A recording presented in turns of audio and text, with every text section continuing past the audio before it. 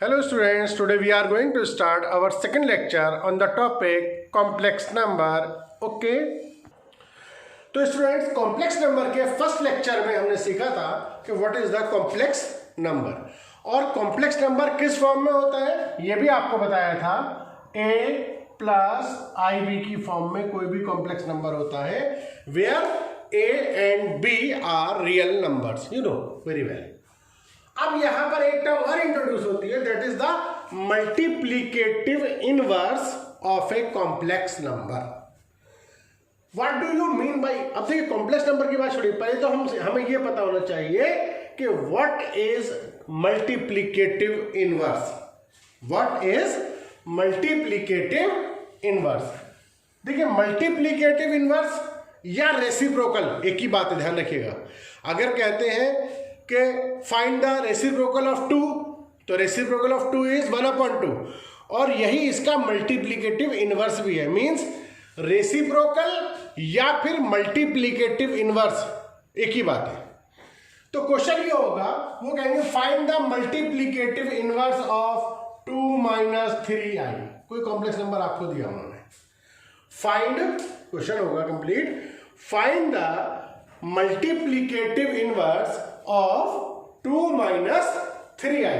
ये एक complex number है, हमें इसका मल्टीप्लीकेटिव इनवर्स चाहिए। मींस इन अदर वर्ड्स अगर हम कहें हमें इसका रेसिप्रोकल चाहिए। तो मल्टीप्लीकेटिव इनवर्स हम लिखेंगे मल्टीप्लीकेटिव इनवर्स ऑफ 2 - 3i। तो हमने आपको बताया कि मल्टीप्लीकेटिव इनवर्स या फिर रेसिप्रोकल एक ही बात है। तो multiplicative inverse of 2 - 3i equal to 1/2 - 3i, right. तो मल्टीप्लीकेटिव इनवर्स इज 1/2 - 3i। तो देखिए ये हमारा आंसर होना चाहिए, राइट। लेकिन एक चीज हमेशा ध्यान रखिए, कॉम्प्लेक्स नंबर के अंदर हमारा कोई भी जो फाइनल आंसर होगा वो ऐसे नहीं छोड़ सकते हम उसको। हमेशा हमारा जो फाइनल आंसर होगा that should be in the form of a + ib। इस फॉर्म में होना चाहिए। मीन्स ये डिनोमिनेटर वगैरह में नहीं होना चाहिए, a + ib की फॉर्म में ही आंसर हम छोड़ेंगे। ध्यान रखिए लिखने के लिए, ठीक है। मल्टीप्लीकेटिव इनवर्स ऑफ 2 - 3i यही होगा, लेकिन अभी हम इसको फाइनल आंसर में नहीं छोड़ सकते कि this is not the final answer. ये एक स्टेप है हमारा। फाइनल आंसर जो होगा हमारा वो कभी भी आई की टर्म को, जैसे हम कहते हैं ना, आई की टर्म को डिनोमिनेटर में नहीं छोड़ना है कभी भी। ध्यान रखिएगा इस चीज को। जैसे हम जब 9th क्लास में पढ़ते थे, रूट वाले जो क्वेश्चन होते थे 1/3 + 2√2 ऐसा कोई क्वेश्चन होता था, तो हम क्या करते थे, हम इसको फाइनल आंसर कभी नहीं देते थे। हम इसके कॉन्जुगेट से मल्टीप्लाई करके पहले इसको सिंप्लीफाई करके आंसर देते थे, याद है। तो कभी भी रूट की टर्म हम डिनोमिनेटर में नहीं छोड़ते थे, ये आपने 9th में 10th में सीखा है। सेम वे में आई की टर्म को डिनोमिनेटर में नहीं छोड़ना है, उसको सिंप्लीफाई करना है जैसे हम रूट की टर्म को किया करते थे। ये चीज आप ध्यान से समझ लीजिए। तो जब हमने कहा कि multiplicative inverse of 2 - 3i that is 1/2 - 3i, right. लेकिन this is not the final answer. हमें फाइनल आंसर किस फॉर्म में लाना है, a + ib की फॉर्म में लाना है। तो इसको भी वैसे ही हम सिंप्लीफाई करेंगे, इसके कॉन्जुगेट से मल्टीप्लाई और डिवाइड करके। 2 - 3i का कॉन्जुगेट क्या होगा, 2 + 3i, 2 + 3i, राइट। तो हमने जो भी डिनोमिनेटर में है उसके कॉन्जुगेट से मल्टीप्लाई और डिवाइड कर दिया इसको। क्लियर। तो न्यूमरेटर तो हो गया 2 + 3i, 1 से मल्टीप्लाई होकर के। डिनोमिनेटर में ये हमारे पास फॉर्म बन गई a - b into a + b। a - b into a + b क्या फॉर्मूला होता है, क्या आइडेंटिटी होती है, a² - b²। तो a² means 2² minus b² means 3i², right. Any confusion? No. Then 2 + 3i ऐसे लिख दीजिए। 2 का स्क्वायर कितना होगा 4 माइनस 3 का स्क्वायर 9, i का square i square, right. i square की वैल्यू हम निकाल चुके हैं। i स्क्वायर की वैल्यू कितनी होती है -1। कल देखा था, फर्स्ट लेक्चर देखिएगा, अगर कंफ्यूजन हो तो एक बार फर्स्ट लेक्चर को रिपीट करिएगा। i स्क्वायर की वैल्यू कितनी बताई थी आपको -1, तो पुट कर दीजिए यहां पर 2 + 3i अपॉन 4 माइनस 9 इंटू -1, तो 4 + 9 हमारे पास ये हो गया 2 + 3i upon 4 + 9 13, right. 2 + 3i upon 13 equals to, इसको अलग अलग लिखेंगे, 2/13 अलग लिख दीजिए प्लस 3/13i अलग लिख दीजिए, राइट। 2/13 प्लस 3/13 से हमने डिवाइड करके इसको लिख दिया। देखिए 4 और माइनस माइनस प्लस 4 + 9 13 हो जाएगा, तो 2/13 अलग 3/13 अलग, राइट। तो देखिए आंसर किस फॉर्म में आ गया हमारे पास 2/13 plus 3/13i means a plus IB की फॉर्म में आंसर आ गया। Therefore multiplicative inverse of 2 - 3i equal to 2/13 plus 3/13i, right. तो हमेशा ध्यान रखिए कभी भी जो i की टर्म है, जो आयोटा है हमारे पास, उसको हम डिनोमिनेटर में कभी भी नहीं छोड़ेंगे फाइनल आंसर में। अगर कहीं हमारा आंसर डिनोमिनेटर में i की टर्म आ रही है तो उसको कॉन्जुगेट से मल्टीप्लाई वगैरह करके सिंप्लीफाई करके a + IB की फॉर्म में लिखेंगे। क्लियर। अब मानिए हमारे पास कोई कॉम्प्लेक्स नंबर है z, that is z = a + IB। एक टर्म और इंट्रोड्यूस हो रही है, अभी आपने मल्टीप्लिकेटिव इनवर्स सीखा था। अब हम बात करते हैं modulus of a complex number. Modulus of a complex number, किसी भी कॉम्प्लेक्स नंबर का मॉडुलस, जिसे शॉर्ट में हम मॉड बोलते हैं, वो कैसे निकलेगा। सपोज हमारे पास कोई z कॉम्प्लेक्स नंबर है a + IB and we have to calculate the modulus of this complex number z means mod. यह होता है √a² plus b², right. Modulus of a complex number is √a² plus b² means real part का square और imaginary part का square. Clear. For example if z = 5 - 7i, if z = 5 - 7i and we have to find the modulus of this number.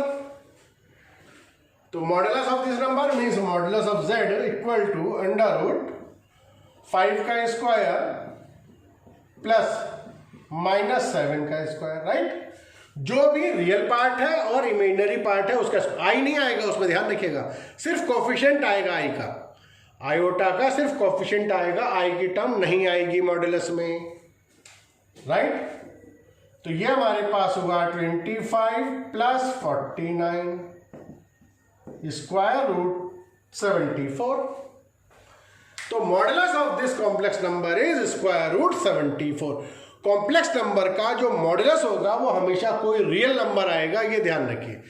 अगर इसका square root possible होता तो direct square root निकाल देते। Suppose ये 25 आ जाता तो फाइनल आंसर हमारे पास 5 हो जाता, 36 आ जाता तो फाइनल आंसर 6 हो जाता। तो रूट नहीं ले सकते तो रूट में ही आंसर छोड़ देंगे। तो modulus of a complex number समझ में आया आपको, कॉन्जुगेट समझ में आया, मल्टीप्लिकेटिव इनवर्स समझ में आया। Clear. Take another example, there is a complex number z = 5 + 4i upon 4 + 5i। अब ध्यान से सुनिए क्वेश्चन क्या है। वो कहेंगे एक्सप्रेस, क्या कहेंगे, express this number or express this complex number in the form of a + IB इस कॉम्प्लेक्स नंबर को, यहां देखिए मल्टीप्लिकेटिव इनवर्स वगैरह कुछ नहीं बोल रहे, सीधे सीधे एक नंबर दिया, वो कह रहे हैं इसको a प्लस आई बी की फॉर्म में रिप्रेजेंट करिए।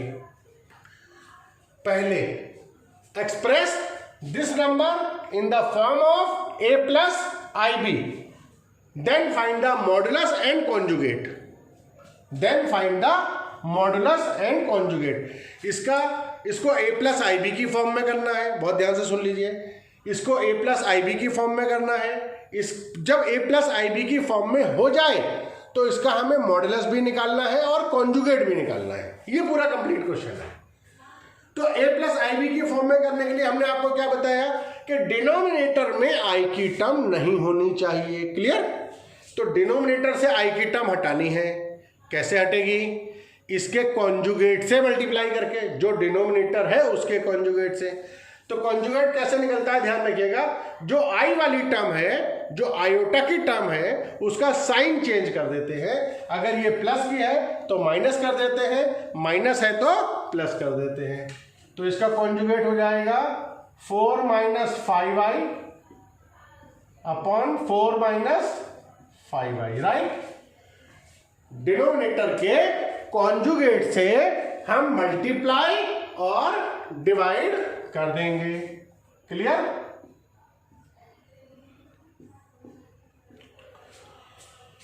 अब देखिए न्यूमरेटर में तो सिंपली ऐसे जैसे अलजेब्रिकली हम मल्टीप्लाई करते हैं दो ब्रैकेट्स को, ये दो ब्रैकेट्स है ना, सीधे सीधे मल्टीप्लाई करना है। 5 को 4 से मल्टीप्लाई करेंगे कितना आ जाएगा? 20। 5 को जब 5i से करेंगे माइनस के तो 5 5 या 25i हो जाएगा, राइट? ऐसे ही इस 4i को जब 4 से मल्टीप्लाई करेंगे, ये भी प्लस का है, ये भी प्लस का है, तो प्लस 16i, राइट? 4i को माइनस के 5i से करेंगे, प्लस 4i को माइनस 5i से मल्टीप्लाई करेंगे, प्लस माइनस माइनस 4 5 या 20 और i into i square, right? i into i square. Clear? And in the denominator again it is the identity. ये हमेशा आइडेंटिटी बनेगी किसकी? a plus b a minus b, a plus b into a minus b. क्या identity होती है? A square minus b square, a square minus b square, a plus b a minus b. A square means 4 का square minus 5i square, right? z equal to 20 minus 25i plus 16i, कितना बचेगा? Minus 9i minus 20 और i square की value कितनी होती है? -1। ये first lecture में बताया था, ठीक है नहीं? एक बार फर्स्ट लेक्चर और देख लेना अगर कंफ्यूजन हो तो। आई स्क्वायर की वैल्यू कितनी है? -1। देन 4 4 जा 16 माइनस 5 का square 25i square, right? Any problem? Then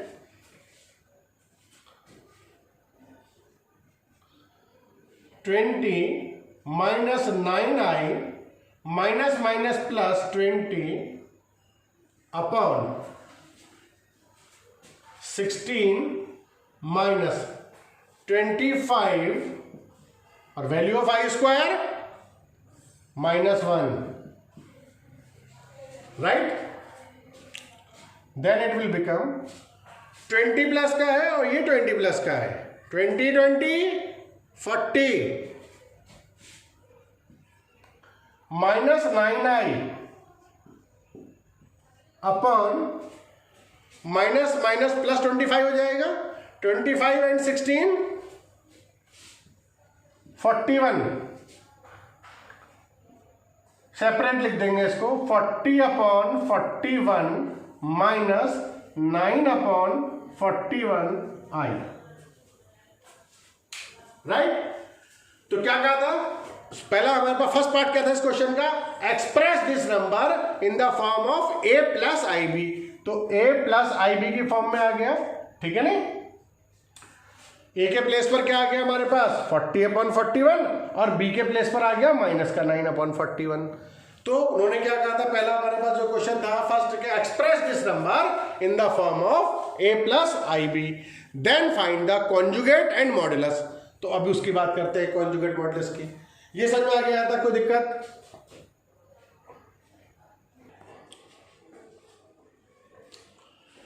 तो क्वेश्चन क्या था, express this number 5 + 4i / 4 + 5i in the form of a plus I B. तो जब इसे सिंप्लीफाई कर लिया तो ये हमारे पास इस फॉर्म में आ गया 40/41 - 9/41i। तो a प्लस आई बी की फॉर्म में ये हो गया, clear. Then find the conjugate, इसका कॉन्जुगेट। तो कॉन्जुगेट आपको बताया क्या होता है, सिर्फ i का साइन चेंज कर देते हैं, जो i वाली टर्म है उसका साइन चेंज कर देंगे, कॉन्जुगेट मिल जाता है। तो इसका कॉन्जुगेट होगा 40/41 तो ऐसे ही रहेगा और ये माइनस का प्लस हो जाएगा 9/41i। अच्छा, हम इस कॉम्प्लेक्स नंबर को अगर z से रिप्रेजेंट कर रहे हैं, किससे रिप्रेजेंट कर रहे हैं, z से, तो इसके कॉन्जुगेट को जो रिप्रेजेंट करेंगे वो z बार से करेंगे, राइट।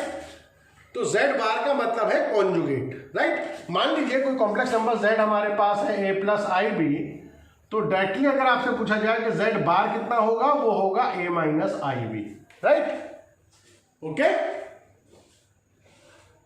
तो कॉम्प्लेक्स नंबर का जो कॉन्जुगेट है वो कैसे निकलता है, जो i का साइन है वो चेंज होगा, प्लस है तो माइनस होगा, माइनस है तो प्लस होगा, तो कॉन्जुगेट आ जाएगा। और कॉन्जुगेट रिप्रेजेंट कैसे होगा, अगर हम कॉम्प्लेक्स नंबर को z से रिप्रेजेंट कर रहे हैं तो उसके कॉन्जुगेट को z बार से रिप्रेजेंट करेंगे, राइट। तो ये रिप्रेजेंट करने का तरीका है। तो z यानी complex number, z bar means conjugate of the complex number, clear. Now they ask the modulus. तो पूरा कंप्लीट क्वेश्चन क्या था, express this number in the form of a plus I B, वो कर दिया। फाइंड द कॉन्जुगेट, कॉन्जुगेट आपने निकाल दिया अभी। Then find the modulus of the complex number. तो मॉडुलस क्या होता है, मान लीजिए कोई z कॉम्प्लेक्स नंबर है a प्लस आई बी, तो मॉडुलस आपको बताया कि मॉड z इक्वल टू क्या होता है, √a² प्लस b²।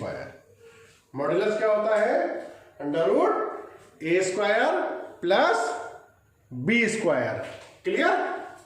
तो मुझे इसका मॉडुलस चाहिए 40/41² प्लस 9/41 का स्क्वायर। देखिए यहां i की टर्म नहीं आती मॉडुलस में, हमेशा ध्यान रखिए, सिर्फ i के कोफिशिएंट का स्क्वायर होता है। इसको ओपन कर देते हैं, 1600/1681 प्लस 9/981 अपॉन 1681। 41 का स्क्वायर कितना होगा, 1681। तो equal to square root add कर लेंगे, इसको एलसीएम ले लेंगे, 1681 ऊपर आ जाएगा 1600 प्लस 81, तो वही आ गया 1681 अपॉन 1681 कैंसिल हो जाएगा, 1/1 यानी कि 1। तो modulus of this complex number is 1। तो मॉडुलस हमेशा रियल नंबर आएगा, ध्यान रखिएगा, मॉडुलस हमेशा एक रियल नंबर आएगा, उसमें आई की टर्म कभी नहीं ली जाएगी, क्लियर। देखिए हमारे पास एक एग्जाम्पल और लेते हैं, that is z equal to a plus I B. ये जो छोटे छोटे एग्जाम्पल्स, छोटे छोटे कॉन्सेप्ट आपको दिए जा रहे हैं, इनका बहुत यूज है।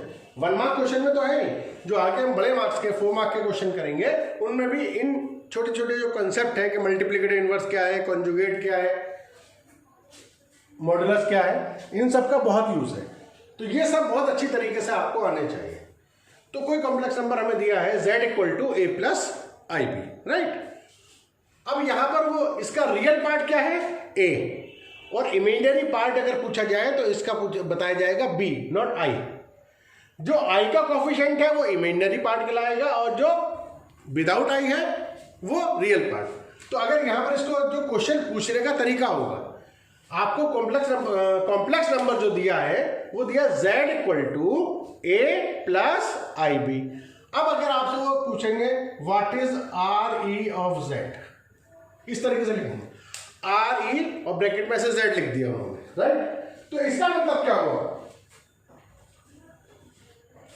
Are E of z means real part of z, real part of this complex number, तो क्या होगा a लिखेंगे। ऐसे वो पूछेंगे what is I am of z, I am of z means imaginary part of z, I am of z means imaginary part, वो कितना लिखा जाएगा b, विदाउट i, जो भी i का कोफिशिएंट है वो लिखा जाएगा। सपोज आपके पास कोई क्वेश्चन है z equal to 8 minus 3i, तो रियल ऑफ z कितना होगा यहां पर 8 और इमेजिनरी ऑफ z कितना होगा यहां पर -3, राइट। ये चीज ध्यान रखें, जो विदाउट i है that is the real part of the complex number, और जो विदाउट और जो i के साथ कोएफिशिएंट है वो इमेजिनरी पार्ट है। तो इसको पूछा जाता है आर ई लिख करके और आई एम इस तरीके से लिख करके 1 मार्क में ये क्वेश्चन पूछा जाता है और 4 मार्क में भी इनका यूज होता है। अभी करते हैं वैसा क्वेश्चन भी, ठीक है।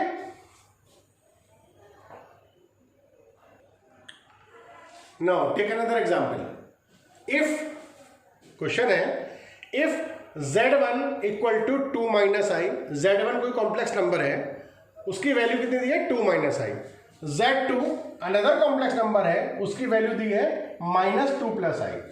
इसीलिए यहां पर z1 और z2 से रिप्रेजेंट कर दिया, क्योंकि दो कॉम्प्लेक्स नंबर है तो z से तो कर नहीं सकते थे, एक को z1 से कर दिया, एक को z2 से कर दिया। तो z1 एक कॉम्प्लेक्स नंबर दिया है आपको 2 माइनस आई, एक z2 नंबर दिया है आपको -2 प्लस आई, दोनों कॉम्प्लेक्स नंबर है।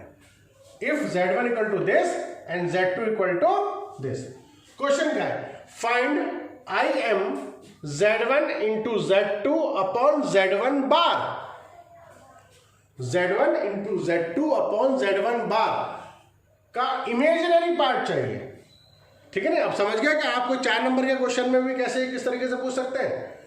तो अब यहां पर हमें निकालना क्या, imaginary part of z1 into z2 upon z1 बार। तो चाहे हमें इमेजिनरी पार्ट निकालना हो चाहे रियल निकालना हो, लेकिन पहले हमें z1 upon z2 upon z1 बार की वैल्यू तो पता हो। जब तक हमें z1 into z2 upon z1 बार की वैल्यू नहीं पता होगी तब तक हम इसका ना तो रियल पार्ट बता सकते हैं ना इमेजिनरी पार्ट बता सकते हैं। तो ये निकालने से पहले हम इतनी टर्म की वैल्यू निकालेंगे z1 into z2 upon z1 बार की, निकालते चलिए z1 into z2 upon z1 bar. z1 की वैल्यू लगा दीजिए, कितनी दी है 2 माइनस आई, राइट। z2 की वैल्यू कितनी है -2 plus i upon z1 bar upon z1 bar. अब देखिए बार का मतलब आपको बताया था, क्या बताया था बार का मतलब, कॉन्जुगेट। अगर z कोई कॉम्प्लेक्स नंबर है तो z बार उसका कॉन्जुगेट होगा। तो z1 पर बार लगा हुआ है, देखिए तो z1 का बार का मतलब क्या है कि जो z1 है उसका कॉन्जुगेट, तो z1 बार का मतलब कॉन्जुगेट। तो z1 कितना दिया है हमें 2 माइनस आई, तो कॉन्जुगेट कितना होगा 2 प्लस आई, राइट। कॉन्जुगेट कितना होगा इसका 2 प्लस आई। मल्टीप्लाई कर देते हैं, 2 को -2 से करेंगे -4 आ गया, 2 को i से करेंगे +2i आ गया, माइनस आई को -2 से करेंगे +2i आ गया, माइनस माइनस +2i, माइनस आई को +i से करेंगे -i² या iota square, right. Any problem, नीचे 2 + i रहने दीजिए अभी, clear. Then this will equal to -4, 2i + 2i कितना हो जाएगा 4i, माइनस आई स्क्वायर की वैल्यू कितनी है, I square -1, right, upon 2 + i, क्योंकि हमें चाहिए z1 into Z2 upon Z1 बार, जो भी आएगा सॉल्व हो करके उसका इमेजिनरी पार्ट चाहिए। तो पहले हम Z1 into Z2 upon Z1 बार को सॉल्व तो करेंगे। आ क्या रहा है, तो सॉल्व करते हैं। ये आ गया हमारे पास -4 + 4i minus minus +1 upon 2 + i। -4 + 1 कितना हो जाएगा, ये -3 + 4i अपॉन 2 + i। यहां तक कोई कंफ्यूजन नहीं?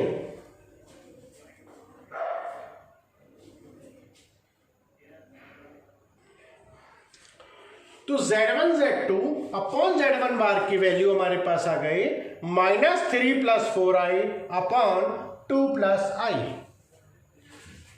हमें इसकी वैल्यू चाहिए थी, लेकिन अभी भी ये स्टैंडर्ड फॉर्म में नहीं आया, सिंपलेस्ट फॉर्म में नहीं आया। हमें किस फॉर्म में लाना होता है, किसी भी कॉम्प्लेक्स नंबर को जब भी हम सिंप्लीफाई करेंगे, that should be in the form of a + ib, और i की टर्म डिनोमिनेटर में नहीं रहनी चाहिए, ये आपको बता चुके हैं। तो अभी इसे और सिंप्लीफाई करना है, हमें क्या करना होगा आगे फर्दर, इसे सिंप्लीफिकेशन के लिए हमें क्या करना होगा, डिनोमिनेटर में i की टर्म को नहीं छोड़ना है। तो क्या करना होगा, हमें डिनोमिनेटर के कॉन्जुगेट से मल्टीप्लाई और डिवाइड करना होगा, राइट। तो डिनोमिनेटर में क्या है, 2 + i, कॉन्जुगेट क्या होगा, कॉन्जुगेट में क्या करते हैं, साइन चेंज करते हैं। किसका, i का, आयोटा का, 2 - i अपॉन 2 - i, राइट।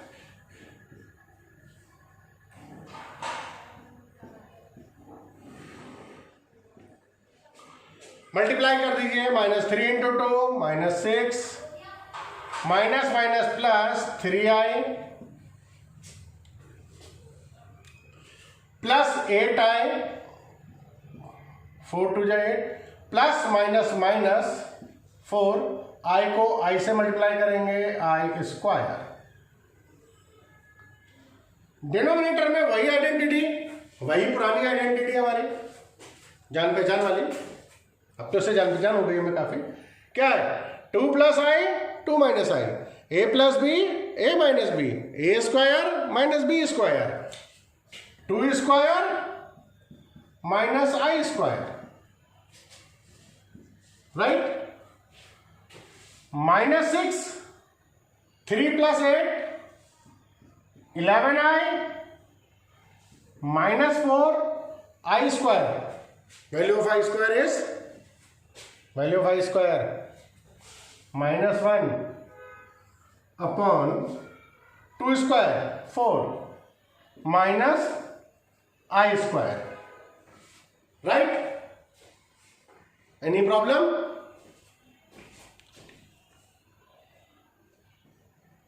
-6 और ये माइनस माइनस +4 हो जाएगा, तो -6 + 4 कितना हो जाएगा, -2 plus 11i 4 minus i square की वैल्यू कितनी है, -1, right. Any problem? i square की वैल्यू कितनी है हमारे पास, -1, क्लियर। तो हम इसको लिख सकते हैं -2 plus 11i upon minus minus plus 1, तो 4 + 1 5। Any problem? Till now no problem.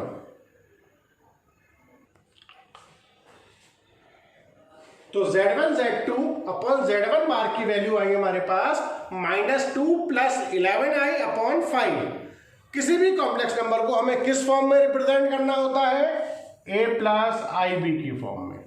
तो क्या करते हैं, 5 से सेपरेट अलग अलग इनको डिवाइड कर लेते हैं, अलग अलग लिख देते हैं, -2 upon 5 plus 11 upon 5i, right. तो Z1 into Z2 upon Z1 बार की वैल्यू ये आ गई हमारे पास। कितनी आई? -2/5 प्लस 11/5 आई। राइट। क्वेश्चन क्या था? Find IM means imaginary part of Z1 Z2 upon Z1 bar. अब चाहे इसका रियल पूछा हो चाहे इमेजिनरी पूछा हो, whatever they ask, imaginary part और real part we can tell easily. What is the imaginary part? जो भी I का कोफिशिएंट है, तो इसका इमेजिनरी पार्ट कितना है? 11/5। इसका रियल पार्ट कितना है? -2/5। उन्होंने पूछा क्या है? Imaginary part. यहाँ लिखेंगे therefore imaginary part of Z1 Z2 upon Z1 bar equal to 11/5। I नहीं आएगा, I की टर्म नहीं, सिर्फ कोफिशिएंट आएगा विद साइन। अगर ये माइनस का है तो माइनस का आएगा, प्लस है तो प्लस आएगा, तो विद साइन कोफिशिएंट आएगा। तो इमेजिनरी पार्ट हमारे पास आ गया 11/5। अगर इसका रियल पार्ट पूछा होता तो आंसर होता -2/5। क्लियर? तो कॉम्प्लेक्स नंबर में आपने अभी तक कितना सीखा? कॉम्प्लेक्स नंबर, I की value, multiplicative inverse, conjugate, modulus, imaginary part, real part, simplify करना, A+IB की फॉर्म में करना, मॉडुलस निकालना, ये बहुत सारी चीज़ें आपने सीखी। ये बहुत छोटे छोटे से कॉन्सेप्ट हैं जो आगे जरूर काम आएंगे। तो इतने कॉन्सेप्ट पर बेस्ड आज मैं आपको क्वेश्चंस भेजूंगा ज़रूर। पहले आप इन दोनों लेक्चर्स को एक बार बहुत ध्यान से सुनिएगा। ये सेकंड लेक्चर है, फर्स्ट लेक्चर हमारा पहला आपने सुना था, ये सेकंड लेक्चर भी आप देखिएगा और उसके बाद मैं आपको क्वेश्चन दूंगा और उन पर बेस आप क्वेश्चन करके देखिएगा, आपसे हो जाएंगे। Okay?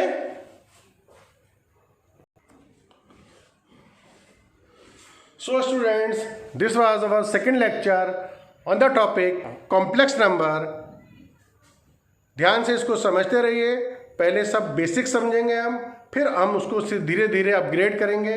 Please like the video and subscribe the channel for updation, right? Okay, thank you, goodbye, good day.